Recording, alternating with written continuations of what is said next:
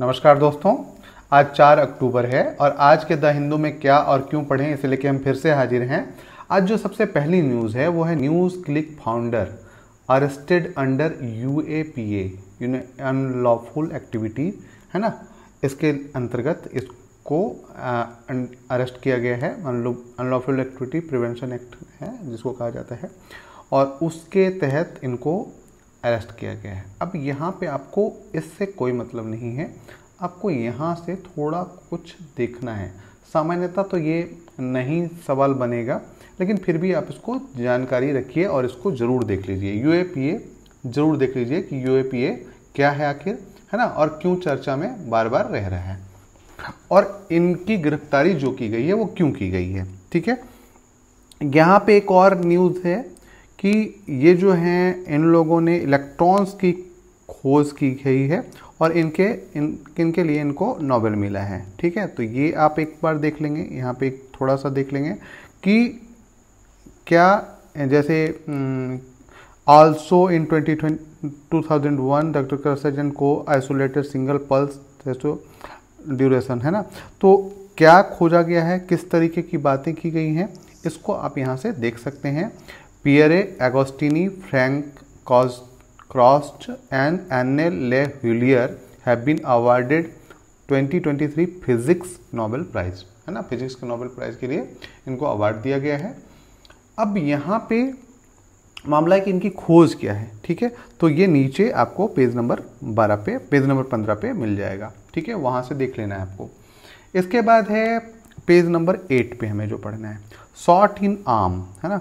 मैंने आपको कल के न्यूज़पेपर में बताया था कि जो success of covid mRNA vaccine picked the Nobel winner this year. लेकिन यहाँ पे एक और चर्चा की गई है कि क्या the trouble with the Nobel for mRNA Covid vaccine, अभी यहाँ पे दिक्कतें ये हैं, इसके लिए यहाँ पे आर्टिकल लिखा गया है और एक आर्टिकल यहाँ पे है।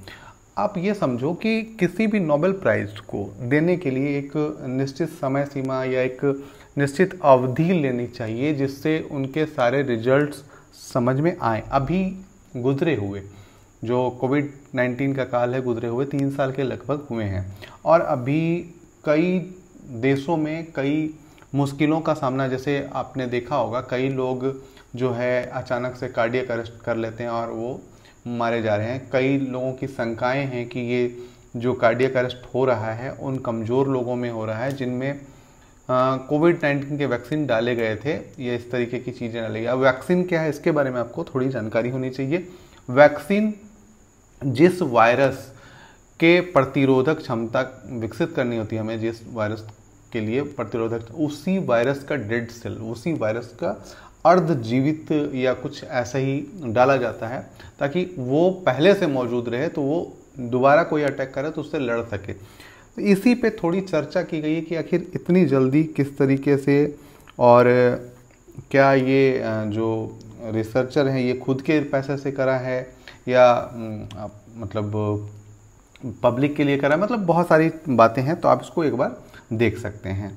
ठीक है, इसके बाद है पेज नंबर 10 पे, shut down of the Afghanistan embassy. Afghan embassy का जो है वो भारत में जो है बंद हो चुका है, और जो भी राजनयिक हैं वो या तो अफगानिस्तान चले गए हैं या फिर कहीं दूसरे देशों के दूतावासों में शरण लिए हुए हैं। और इसी पे पूरी ये चर्चा की गई है कि आखिर क्या, कि कौन सा टर्निंग पॉइंट है, क्या रिलेशंस हैं, अभी तक भारत के साथ कैसे रिश्ते रहे हैं अफगानिस्तान के, इसी पे पूरी बात की गई है। तो आप इसको अभी पर देख लेंगे, है ना। क्या ये कनाडा के जो मामला हुआ है उसके तरीके का है या इसका बिल्कुल अलग है। उसके बाद अफ़गानिस्तान से जो रिश्ते हैं, वीज़ा है, वहाँ पे माल आवागमन है, उनका किस प्रकार का प्रभाव होगा, किस प्रकार से वो किए जाएंगे, इसके बारे में यहाँ पे आपको चर्चा मिल सकती है या आप थोड़ा सोच सकते हैं। ठीक है, तो इसको आपको पढ़ना है। इसके बाद पेज नंबर 11 पे है एक बहुत नया वर्ड है, सर्कुलर माइग्रेशन। सर्कुलर माइग्रेशन से संबंधित ये है कि मान लीजिए आप एक कर्मचारी हैं, कोई भी कर्मचारी, अभी मैं डिफाइन नहीं कर रहा हूँ कि आप इस पे काम करते हैं, कोई भी काम करते हैं।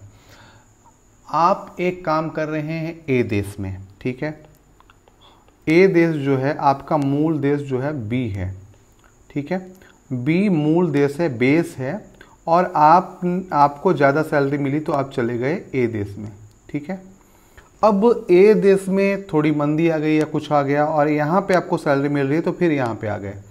अब फिर यहाँ से मान लीजिए सी देश में आपको फिर सैलरी मिली तो फिर यहाँ चले गए। तो इसको सर्कुलर माइग्रेशन के रूप में, अपॉर्चुनिटी के रूप में एक तरीके से बोल सकते हैं। तो आप इसको देख लेंगे, इसके बारे में थोड़ा पढ़ लेंगे, है ना, कि क्यों बढ़ रहा है या circular migration with in India, है ना, और उसके बाद बाहर जो बाहर के विद इन इंडिया भी हो सकता है और अंतर्राष्ट्रीय स्तर पे भी हो सकता है। तो इसको आपको देखना होगा, है ना। तो एक सर्कुलर माइग्रेशन एक टर्म जो है वो आपके दिमाग में अच्छे से फिट हो जाएगा। इसके बाद जो हमें पढ़ना है, toilet use declining in rural India since 2018-19, है ना, पेज नंबर 14 पे। तो टॉयलेट यूज है, शौचालय का प्रयोग है, वो डिक्लाइन हुआ है इन रूरल इंडिया सिंस 2018-19।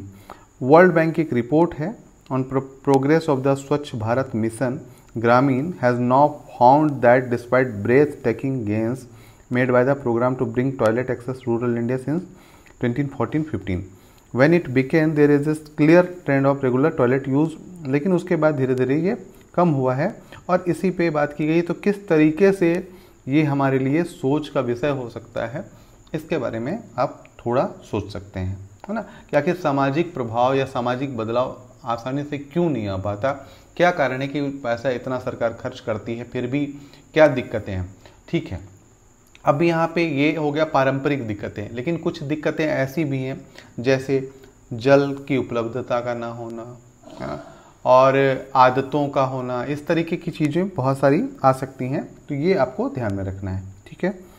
इसके बाद जो है पेज नंबर 15 पे ही हमें देखना है। पेज नंबर 15 पे आपको ये पता ही है कि जो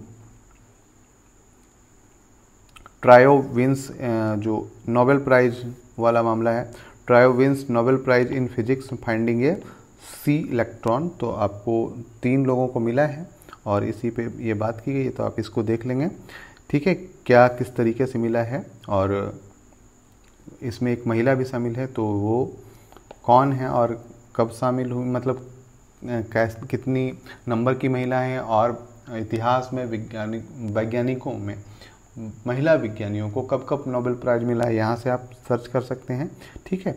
तो ये आज के लिए इतना ही है दोस्तों। यदि आप पहली बार आए हैं इस चैनल पे तो सब्सक्राइब कर लें, लाइक कमेंट शेयर जरूर करें। धन्यवाद।